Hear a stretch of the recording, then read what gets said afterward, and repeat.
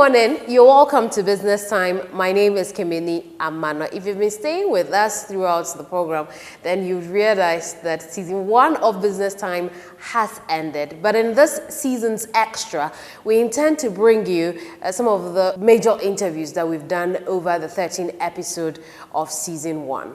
We'll also bring you the business news roundup and the commodities and forex review at the latter part of the program.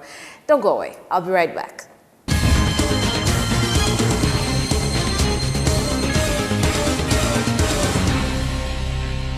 After years of serving you with the best in business and financial stories, Business and Financial Times comes to you 5 times in a week with the introduction of the Thursday edition. Your credible and trusted source of relevant business information will from Monday to Friday, that is 5 times a week, continue to bring you all the information you need in business, the economy, real estate, maritime, sports and entertainment. Business and Financial Times, Africa's leading provider of credible business information.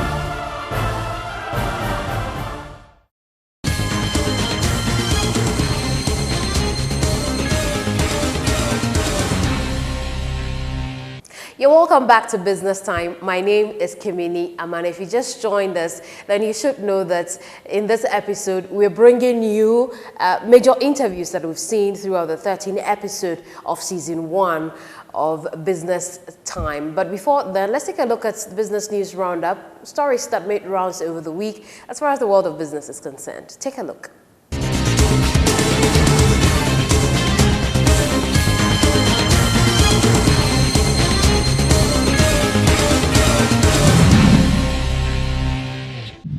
The Africa Mobile and ICT Expo 2016 closed in Accra over the week. The 3-day expo, aimed at exploiting the vast resources in the technology sector, brought together investors and enthusiasts of the ICT industry. Organizers of the event, Costas Company Limited, are optimistic the fair will empower the youth by helping them identify employment opportunities. Public Utility Workers Union have withdrawn their 7-day ultimatum to the regulator, Public Utilities Regulatory Commission. The workers demanded that the commission withdraws its directive to ECG workers to suspend the implementation of the new billing system because it put their lives at risk with angry customers. But after a closed-door meeting with the Power Minister, said Tekbe, the leadership called off their threat.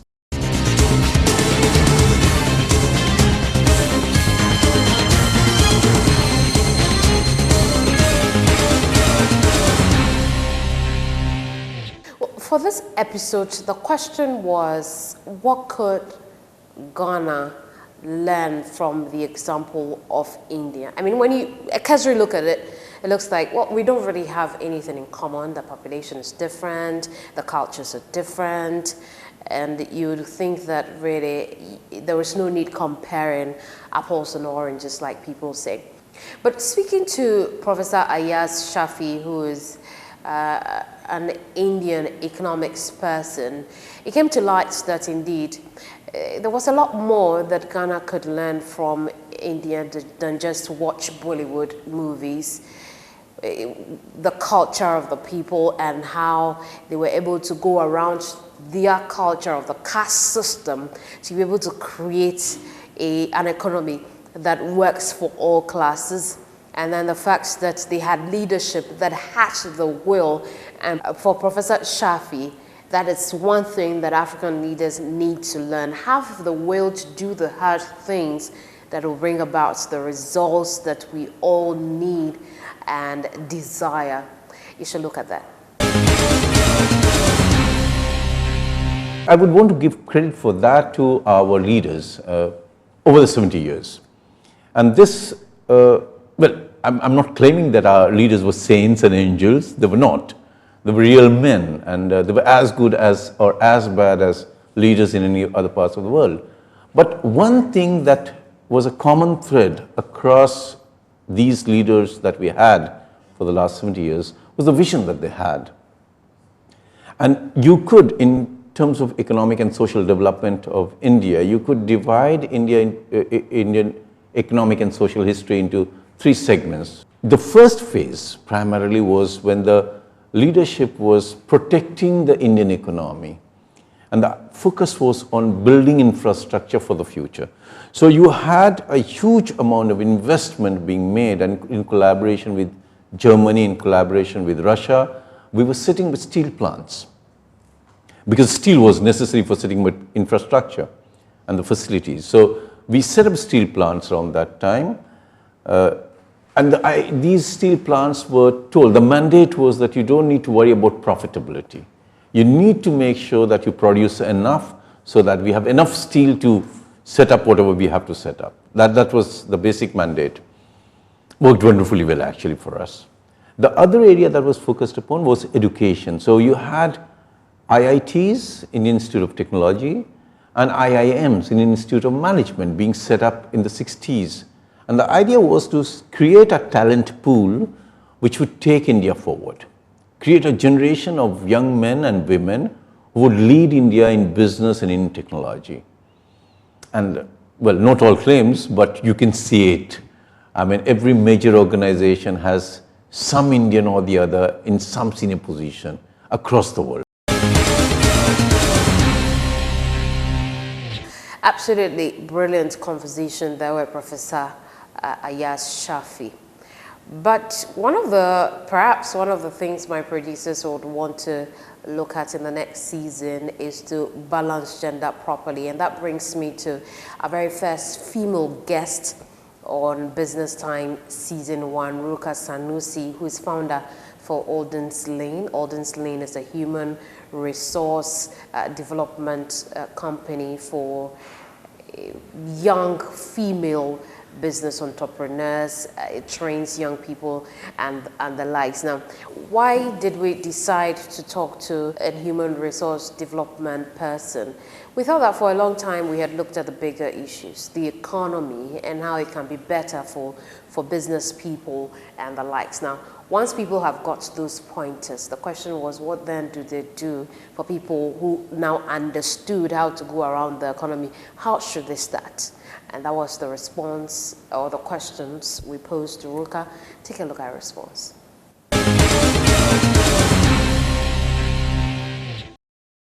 You know, you have two categories of people that, you know, they all go to university, but one category will say, I want to go into formal employment. I want to be employed by somebody.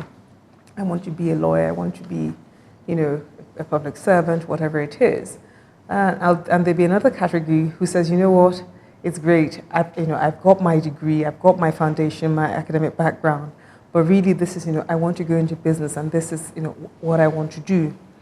Unfortunately, for those who want to go into, you know, formal employment, you know, the demand for employment always exceeded by supply, right? So there are more people who want jobs, right, than we have jobs. And especially with the very good companies and organizations. And, you know, that brings in the issue of unemployment. And then what happens is that the employers and the organizations that, you know, will offer good jobs, they're looking for particular skills in people, whether that's, you know, commercial acumen, whether that's, you know, discipline, whether that's, you know, attention to detail, whether that's ability to be able to, you know, to sell or to you know, maybe be technologically savvy, to be creative and to be, you know, to be intellectually curious. So there are many drivers of ability to actually be employed. And likewise for those who also want to be entrepreneurs, you find that you know, being an entrepreneur is not easy. It's not as easy as it may sound. And these days, I'm amazed as I am kind of like inspired by the number of people that actually want to be an entrepreneur. But I always say, just like the lawyer or the doctor or the accountant, you know, you go to university, you get your degree, and then you go through training. The entrepreneur also needs to realize that they need to do something like that as well. And Rome wasn't built in a day. You're not going to build a huge, successful brand out of your business immediately. The thing with money market issues is that it never goes away. And so in no time we're back to the financial markets. This time we're talking about the central banks sustaining the policy rate at 26%. We're asking, was it a prudent decision that they sustained the policy rate? What rolling ball effect will it have on the rest of the economy, especially when it comes to inflation and also the city itself? So we had a conversation with Africa Alliance financial researcher Derek Mensah, and Derek took us through it all over again. Take a look.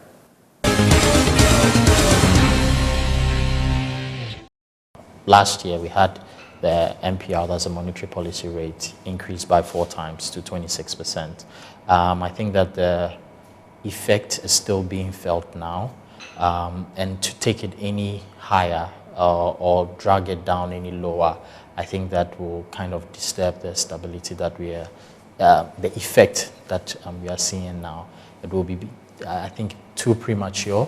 I think it's good to keep it at the 26%, see how things are going, up until perhaps maybe the half year when we do a review or a reassessment of everything ahead of the elections, and then we can have a better determination. So at 26%, keeping it stable, I think was a wise move. I think that when the rate was somewhere around 18% and you had lending rates somewhere around 24, 25, that's when you had an issue. And at that point, you were seeing rates of 18%. Your inflation was somewhere around 14, and the rates across board was so wide. I mean, the differences were so wide. So it doesn't even make sense for you to look at inflation and price or look at the monetary policy rate and price. But I think somewhere in the third quarter or the fourth quarter of last year, there was some form of harmonization where I think the reverse repo rate and a few other rates were consolidated. And then you could see an improvement in the transmission mechanism. So now the rate is somewhere around 26%. So somewhere along the line, we heard that FPSO at Tamils was coming to shore. It was coming to do its work at the 10 fields. And we wanted to know, what's the point for the Ghanaian consumer? What markets for crude is dropping. We are not seeing effects of it as we would want at the pump, but we want to lift more oil with the second FPSO, Kwame Nkrumah. Those are some of the questions we posed to Energy Minister Emmanuel Kofi Amabua when we got him here onto the program. We also spoke about whether or not oil and gas was beginning to take center stage in our economy at the expense of agric, which employs such a huge labor force in Ghana. We also wanted to know what has been the positivity, the benefits, the merits of oil discovery for the people immediately around the oil discovery town. And I'm talking about the people of the Western region. You recall that there have been a number of reports about the fact that they were not feeling the benefits of the oil discovery in the region as they thought they would. If for nothing at all the experiences that cost of living has gone up sharply, and even it's impacting negatively also on fisher folks in the Western region. But Energy Minister Emmanuel Kofi Amabua had a different perspective. You want to look at that?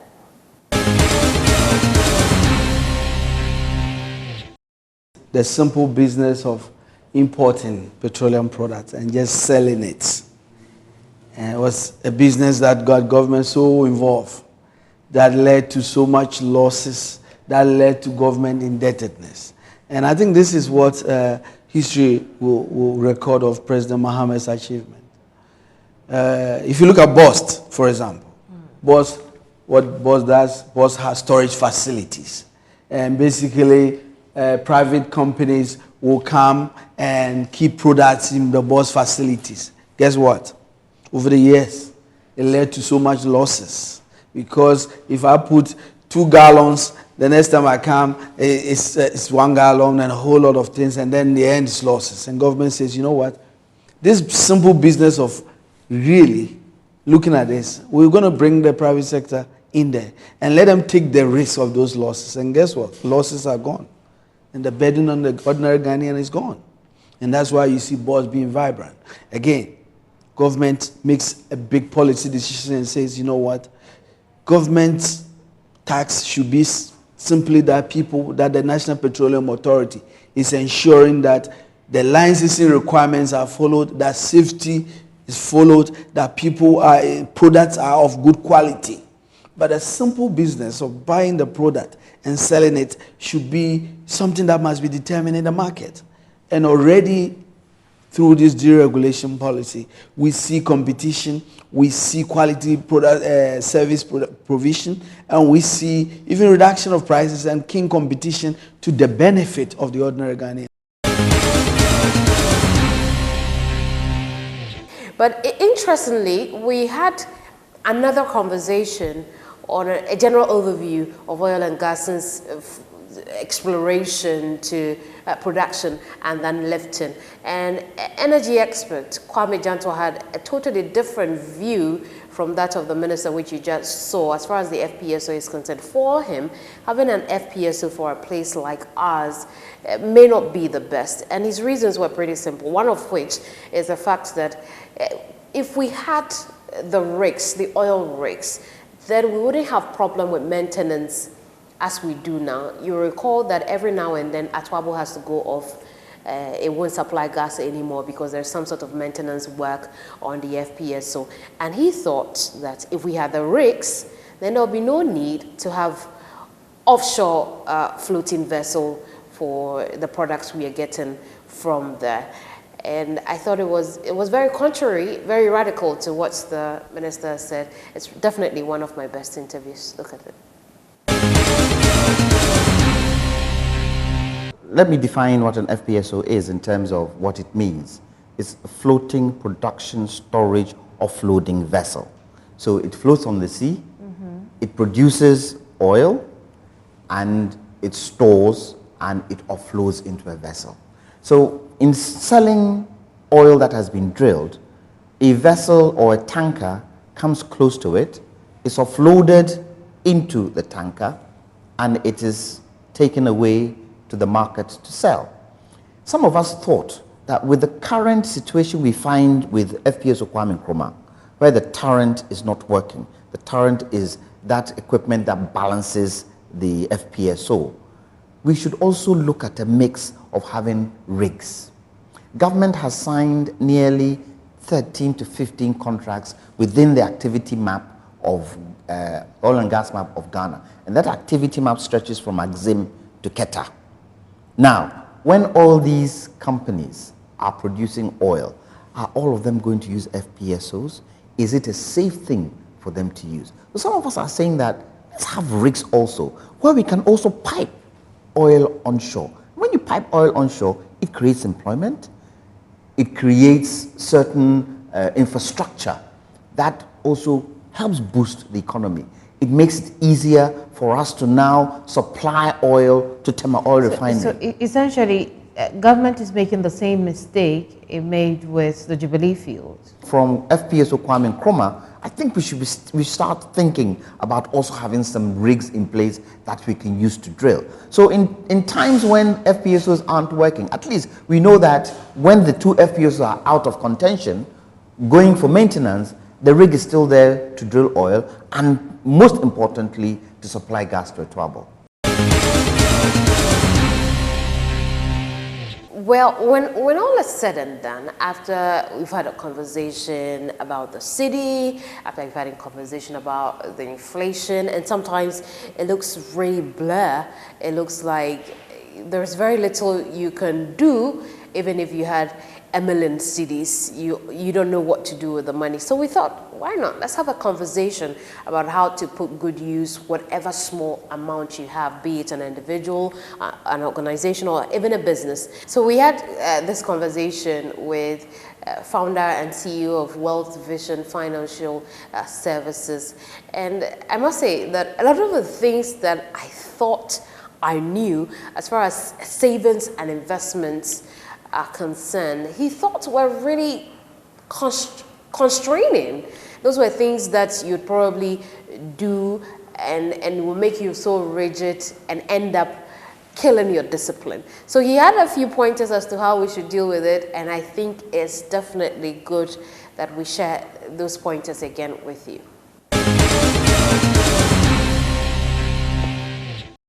Talking about investment, and you made it clear that it's often said that when things are tough, that's a good time to invest. I look at investment to be a lifestyle. It is not, you don't wait until things are tough before you say you want to invest. You need to develop the habit of investment as a lifestyle. So at any time, one needs to invest. It is not when things are good or bad. It should be a lifestyle that you grow with. The issue of investment is not only when you have some money. Like I said earlier, it should be part of your lifestyle. Anything or anytime, we grow in an environment where our life is basically built around consumption. So anything that comes our way, the first thing that comes to mind is how to do away with it or how to make sure it is consumed. Somebody will say, yes, I do not have enough even to consume. Why should I think about investment? But like I rightly said, if you made it a lifestyle, investment comes with sacrifice. Whatever comes to your hand, you need to do the necessary budget. You need to do the necessary apportionment to what to go to, clothing, food, shelter. Then you set some aside for a future.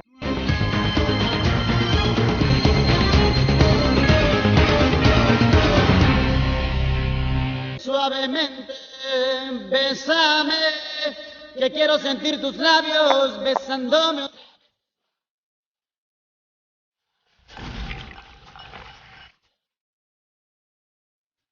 Giant Malt is a non-alcoholic beverage which contains minerals and vitamins that gives you energy and power to keep you moving. Giant Malt brings out the giant in you.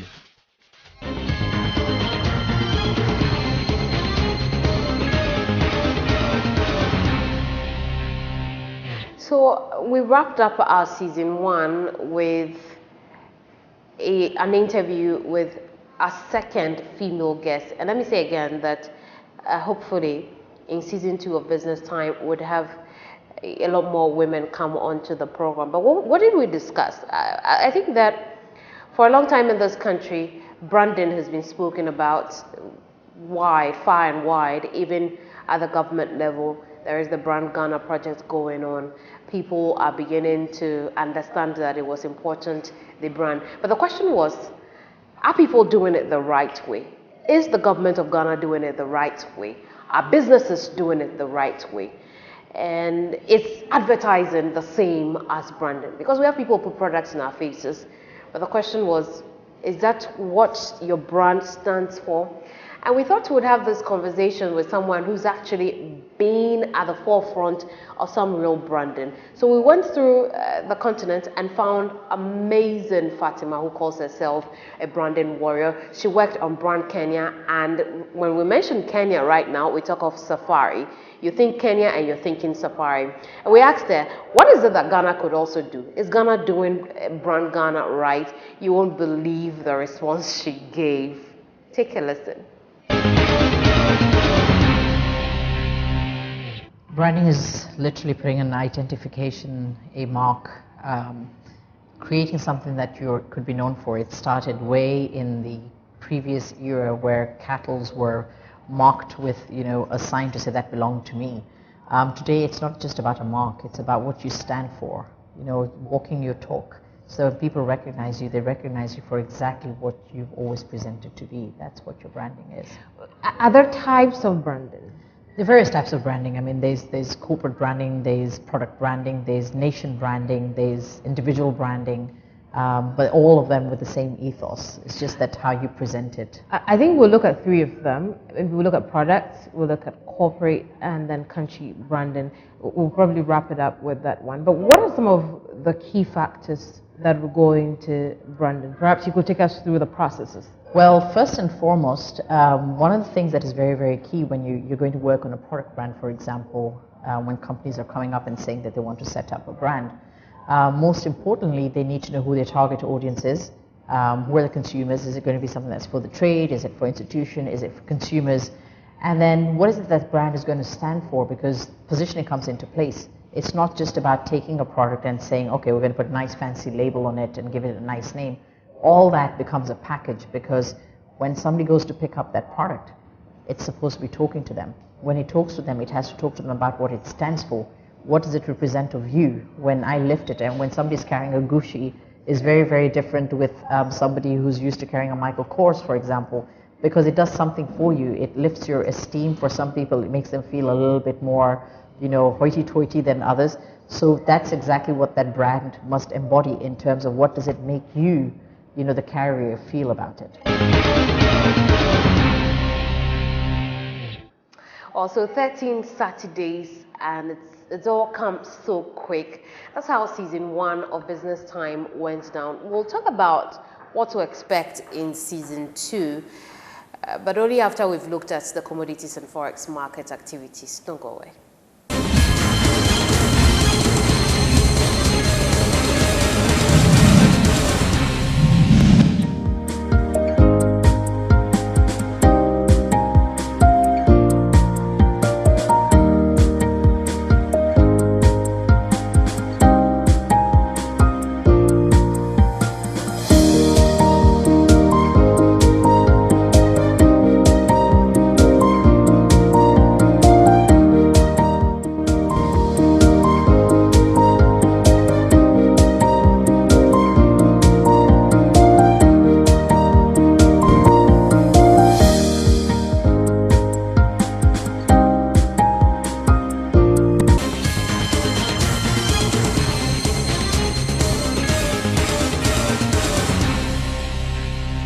So there you have it. Those were activities on the commodities and forex markets.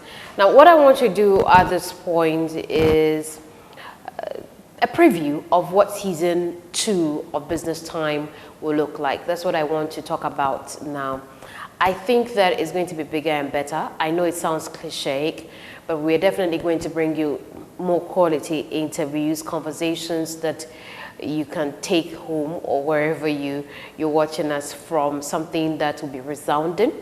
We'll also bring you a better set. And as for that one, I can't describe. You'd have to join us on season 2 to know. I also believe that we're going to spend more time with you, which means that the time for the show will be extended. That means that it would include your participation. We'll have time for you to interact with us here on the program. So I'd want to see you again come season 2 of Business Time. It would be also equally wonderful to hear from you. Let us know what you think you would want to see on the all-new Business Time when we launch season 2 pretty soon. I know one of the questions on your mind is when this will happen, and I have to say that it will be pretty soon, sooner than you think. I don't want to give it away, but you need to watch our spaces on social media just so you keep yourself updated. As the BFT online, or personally you can reach me on Kemini Amano on Facebook. On Twitter is at Kemini, and on Instagram is Miss Amano. You'll find me there. And let's talk about some of the things you would want to see, because season 2 will take it to the streets, we'll take it to you, we'll bring it to your level, and would want you to engage us a lot more before then. But that's it from us on season 1 of Business Time. I hope to see you in season 2. Goodbye.